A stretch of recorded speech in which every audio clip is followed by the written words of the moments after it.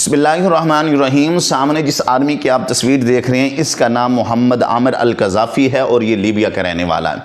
इस साल ये जब ये हज के लिए रवाना हुआ, एयरपोर्ट पर पहुंचा तो इसको जहाज़ में सवार होने से रोक दिया गया क्योंकि इसके नाम के साथ अल-क़ज़ाफ़ी था। जहाज़ वहां से रवाना हो जाता है, थोड़ी देर के बाद वही जहाज़ उसी एयरपोर्ट पर लैंड करता है फ़नी ख़राबी की वजह से। मोहम्मद आमिर नामी शख्स ने फिर से कोशिश की कि वो इस जहाज़ में सवार हो जाए, लेकिन से इसको सवार नहीं किया गया और जहाज़ वहाँ से फिर रवाना हो गया।